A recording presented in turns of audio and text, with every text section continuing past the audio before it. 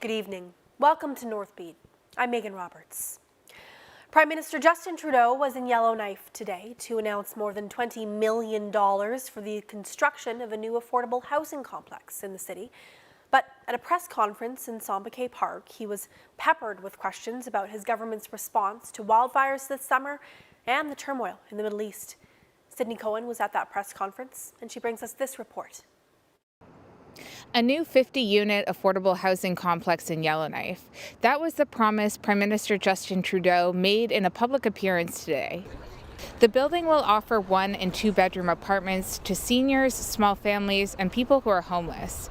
It's set to open in 2025. But given this summer's unprecedented wildfires and the war between Israel and Hamas, Justin Trudeau was asked a slew of other questions by media during this rare trip to the NWT. The Prime Minister visited fire-ravaged Enterprise yesterday, and when asked about it, called the devastation there unbelievably heartbreaking.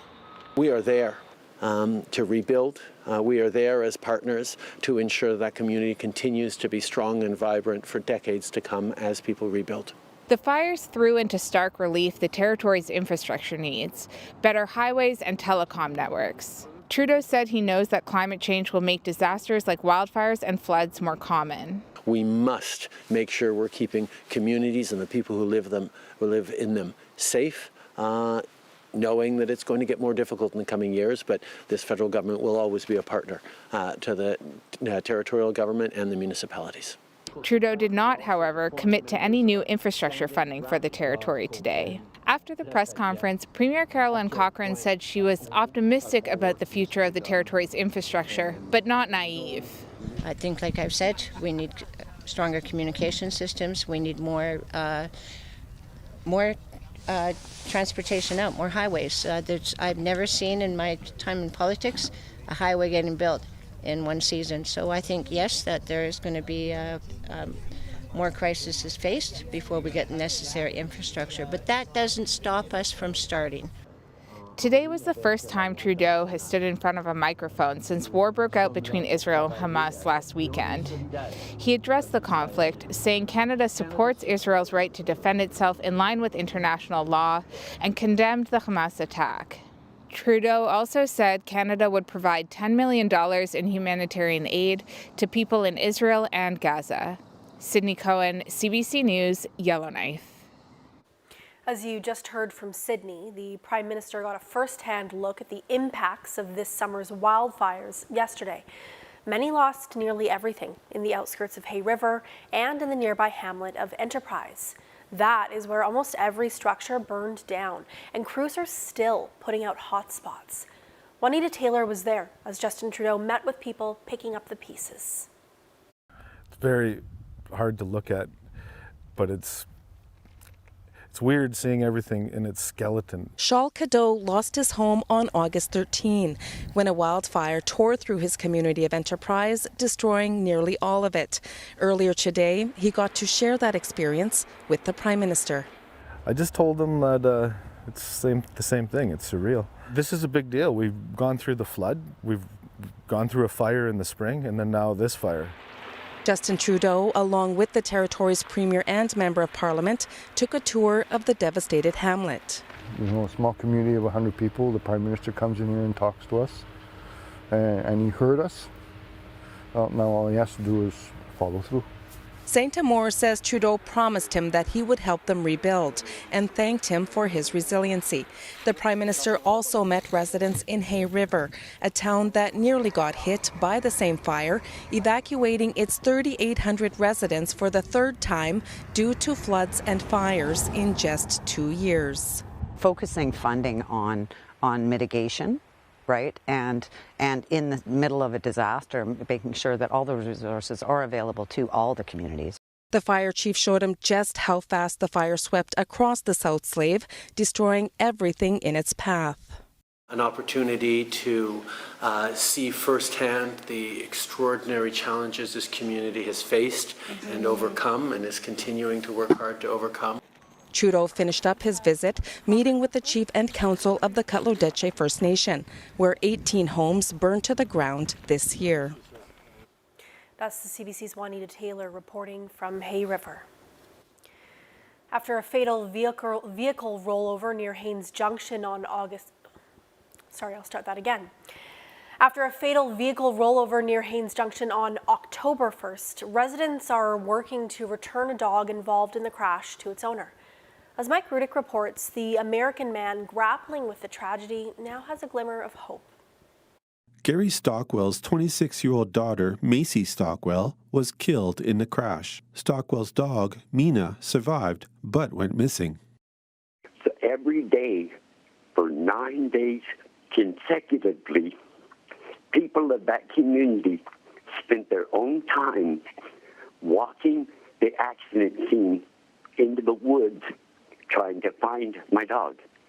He says Mina is all he has left, and the dog will help him deal with the tragic loss of his daughter. Stockwell says on Monday night he received a call that residents found the dog alive. Bruce Tomlin is the mayor of Haines Junction. Tomlin and his wife have been looking after Mina. She was nervous to start with, but she warmed right up to everybody, and she's gets along great with our dog and sleeps on our couch and become a member of our family. But we'd like to get her back to the rightful owner, and obviously he needs her more than we do.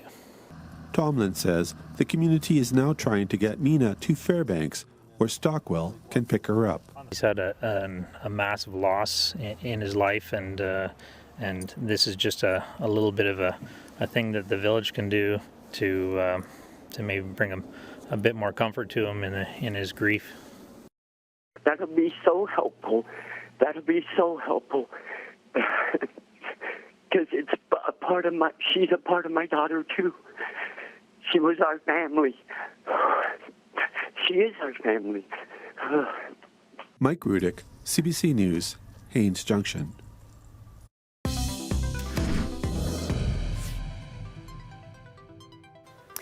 It would be one for the political science textbooks, a minority government collapsing because it closed 4 rural dumps.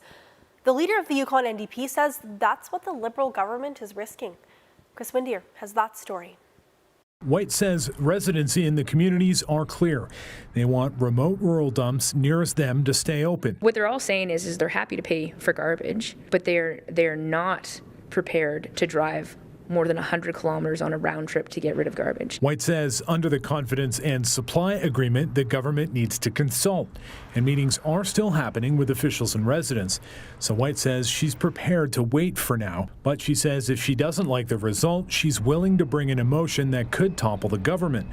Community Services Minister Richard Mostyn says officials will hold a workshop in Silver City in 2 weeks. Residents will be able to put questions to waste management experts. We're going to have to take some of this transition stress and anxiety away from the residents out there. For now, Mostyn shows no sign of backing down from the plan. Chris Windier, CBC News, Whitehorse. Despite significant pushback, the NWT is moving ahead with changes to its extended health benefits policy. The program helps cover costs of prescription drugs, medical supplies, and equipment that aren't eligible through third-party insurance. The Territory says the changes will make the program more fair and equitable. Critics say it'll do exactly the opposite.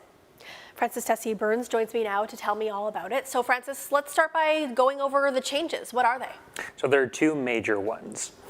One is the Territory is taking away the specified disease conditions list. Basically, under the old program, if you had one of these 50 listed diseases or conditions, then you were guaranteed coverage. Now that's gone. The other major change is introducing an income assessment. Now that assessment will determine eligibility around how much someone has to pay for their drugs or medical supplies or equipment. Again, before, if you had one of the listed diseases, then everything you needed was covered and you didn't have to pay for anything. How are the changes affecting people? So generally people agreed to do away with the specified disease conditions list. The Territory says removing the list makes the program accessible to more people. The income assessment portion, though, is facing some pushback. Now we know there's going to be a low income threshold, so anyone that falls under that threshold won't need to pay for their drugs or medical supplies. And now they'll also be eligible for dental and vision coverage. Now, anyone over that threshold, though, will need to pay for a portion of their coverage. And another part of this issue is it's not clear how much that threshold is going to be and whether it'll vary by region. And some say it's just the wrong approach. So we're talking about if you have a child with special needs, you're paying extra for, if you can even find it, for any kind of childcare. You may be paying extra for power, extra for over-the-counter drugs, all those kind of things, and none of that is considered in a threshold. So why did the territory make these changes? Well, last year, Health Minister Julie Green told Cabin Radio, quote, "At some point, we have to stop giving things away to people who can afford them. And this is that moment." Now, though, officials are saying it's to make the program more fair. It's never an exercise in cost saving. It's actually it's a public policy shift. So we've looked at our public policy and put some principles around it that were not there before, around creating a policy that is equitable, fair, and sustainable. The NWT Disabilities Council said the program needed change and should be expanded to more people, just not like this. And that's the opposite of what has happened here. We are being marginalized more. There's no data behind and no information behind what they put forward. And it was simply making it based on money and not people's health needs. It's also worth noting that according to the government's own What We Heard report, 51% of the people that were consulted on these changes opposed them. When does this all start then, Francis? So the changes kick in on April 1st next year, and it's followed by a transition period.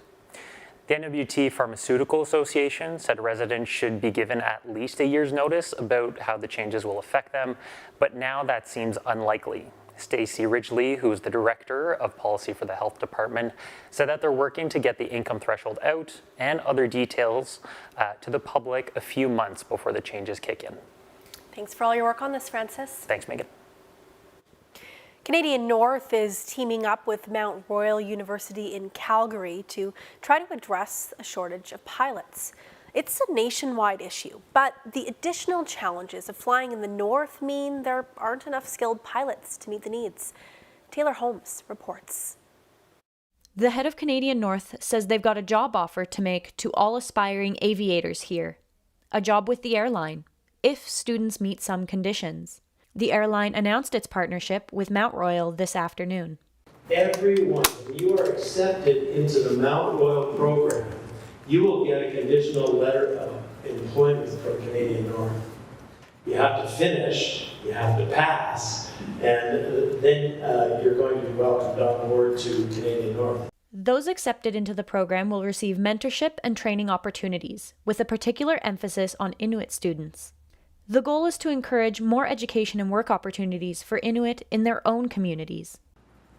It really does empower Inuit in the northern communities, knowing that there is a system in place that can facilitate an education right from the beginning, right to the end, and the ability to work in your home community once they return is unheard of. And this is really, truly first of its kind. And the person in charge of that side of the airline says this program is a one-stop shop for education and employment. The program will also provide financial assistance to those entering.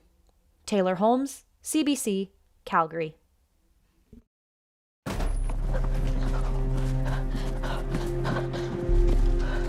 Johnny wanted to go back home. It was 1,000 kilometers away. They forced him to go to the Indian residential school. More than 150,000 of us children had to go. They wanted to change us. Our Father in heaven, hallowed be your name. Hallowed be your name. Thy kingdom come, Thy kingdom come, thy will be done. Thy will be done. Kill the Indian and the child. It's been called cultural genocide. I survived residential school.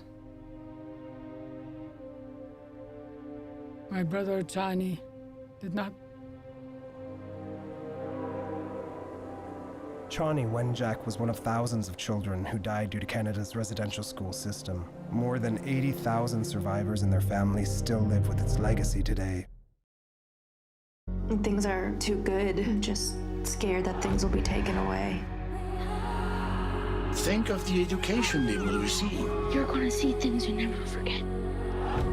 There is no way that we are going to give up when we are threatened with cultural genocide. Sometimes it's the beautiful things that hurt the most to remember.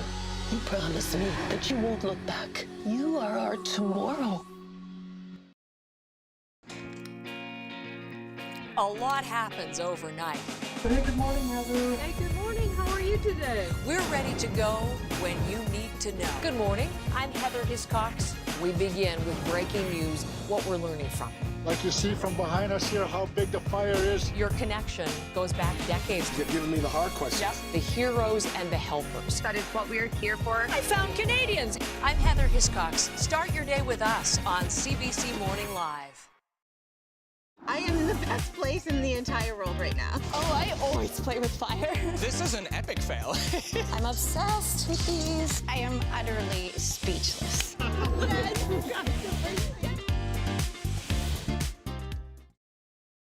Keeping secrets, are you? No, sir. Just like any man.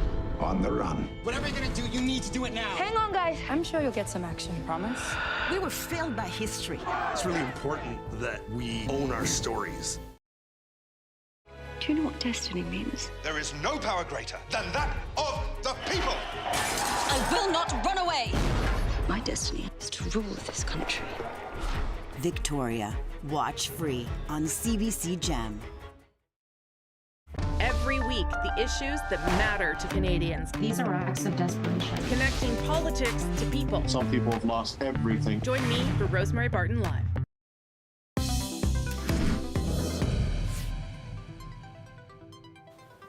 As the Nunavut legislature gears up for its next sitting, one MLA says homelessness should be at the top of the list of issues to address.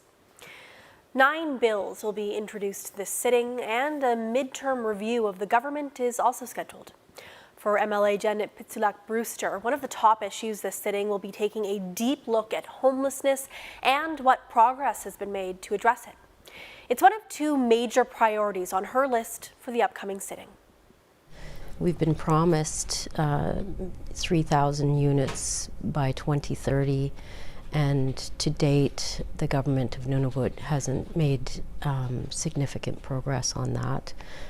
So I would expect to see requests for housing development, and that's that's number one concern. And everything else is also important. However, if people aren't housed, then they just can't meet their own personal needs on a day-to-day basis.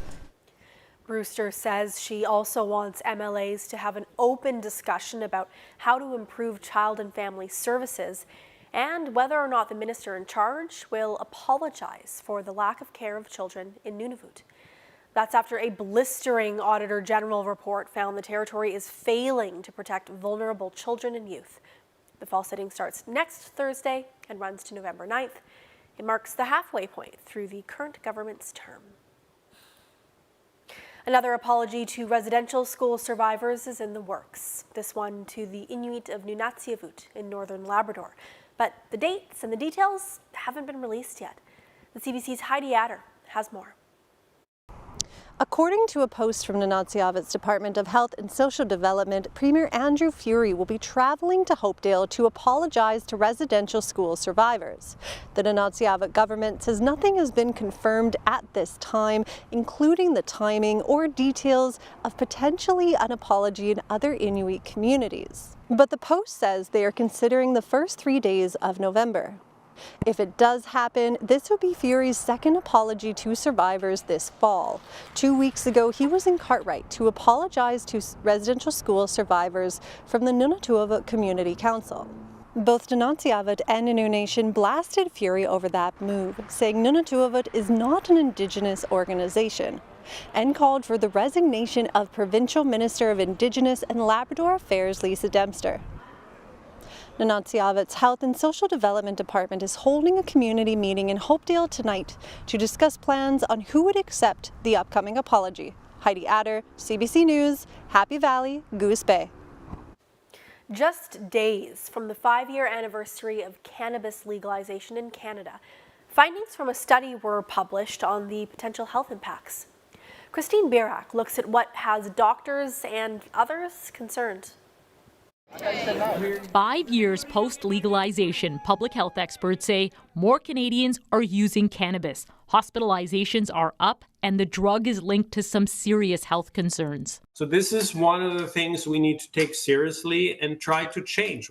A commentary published in the Canadian Medical Association journal outlines cannabis use has increased to more than a quarter of Canadians. The number of pot-related pregnancy care cases has doubled, harming newborns. And while still rare, 3 times as many children were poisoned by edible cannabis products. This is disconcerting. This is not what was ideally expected from legalization. Studies show Alberta and Ontario have seen a 20% increase in cannabis-related ER visits, including more cases of cannabis-induced psychosis. Doctors say that's troubling. If you have an emerge visit for cannabis-induced psychosis, in absolute terms, you have a 26% chance of developing schizophrenia within 3 years. We still need to understand what are the biological mechanisms of why some people are more vulnerable than others. She adds pot users under 16 are at higher risk of mental health problems. While legalization was supposed to cut youth usage, surveys show 30 to 50% are still using cannabis, one of the highest rates in the world. The first time I smoked cannabis to deal with my stress, I failed 2 courses in a year. And then was homeless at the end of that semester. Lucas Wade became addicted and tried to take his own life. He says governments need better pot policies. You have an ethical responsibility to make treatment for that substance just as accessible as it is getting the substance itself. While the health impacts of legal pot have largely been negative, experts say fewer arrests and criminal charges related to cannabis use can be seen as social justice wins that may indirectly improve public health. But doctors insist, going forward, governments need to refine the rules, start treating cannabis more like tobacco. Christine Birak, CBC News, Toronto. A Yukon judge has rejected a legal challenge from a would-be Whitehorse cannabis shop that wanted to open up close to 2 Montessori sites. Community Cannabis wanted the court to let them do that and overturn a rejection from Yukon's licensing board. The company argued that the Montessori sites don't count as schools, but Justice Karen Venkabuk said that's not backed up by evidence, and the licensing board was in the best position to determine what counts as a school. Community Cannabis will have to pay the board's legal costs. Iqaluit's Astro Theatre just got a major upgrade. 2 new laser projectors were installed for the theatre's 2 screens. Astro Theatre's general manager says the projectors had not been upgraded for 8 years. I was excited about the projectors. And personally, when I see it, when I play it every night, I'm so excited. And when people notice, and then everybody say, yeah, it's a big change. So I'm kind of glad about it. Rojas also says the new projectors use less power. He says they'll have a sharper image and require less maintenance than the old projectors. The Astro Theatre is planning to screen the Taylor Swift concert this weekend using the new projectors. A Vancouver Island gas station got a visit from a unique shoplifter recently. The door was open and he just sauntered in and slowly walked around the store and sniffed a few things and found what he wanted and basically left. I thought it was amazing. I thought it was so cool. It's one of a growing number of incidents involving black bears in British Columbia, something provincial conservation officials attribute to the weather's impact on natural food sources. And this bear is not alone. Online, there is an abundance of bear burglar videos. What was this taken in this particular incident? Gummy bears. And that is Northbeat for tonight. For news anytime, go to cbc.ca/north. We leave you with a look at tomorrow's weather. Thank you for watching. I'm Megan Roberts. Have a good night.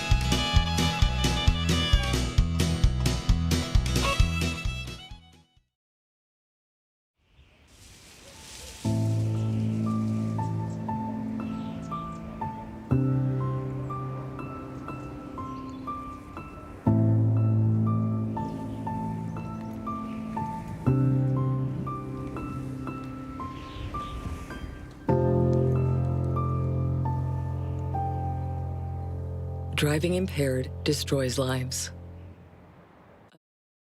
Keeping secrets, are you? No, sir. Just like any man. Starting new. On the run. Whatever you're gonna do, you need to do it now. Hang on, guys. I'm sure you'll get some action. Promise? Putting on that apron brings me to tears. Hey! This is an epic fail. Where are the pecans? I don't see the pecans. The stones. The Beatles. I detest. What? We were failed by history. Look where we are, under that legacy. It's really important that we own our stories. Just remain calm. Grab the head. You grab the head. Have you ever dealt with something like this before? No. It's on me now. Animal Control. Watch all episodes now. It was awesome. It was great. I loved it. Yeah, good show. Both the comedy in with the history. He was really funny. Nailed it. It was great. Still Standing. Watch free on CBC Gem. Things are too good. I'm just scared that things will be taken away. Think of the education they will receive. You're gonna see things you never forget. There is no way that we are going to give up when we are threatened with cultural genocide. Sometimes it's the beautiful things that hurt the most to remember. You promised me that you won't look back. You are our tomorrow. I was homeschooled as a child. You can only be as smart as your mom. That's it. Gross. Okay, cool. I love it.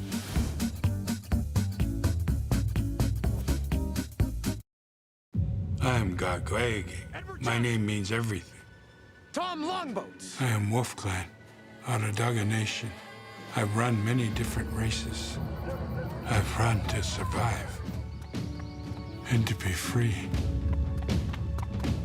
I've run to win for honor. His people might be lazy, but this one's damn fast.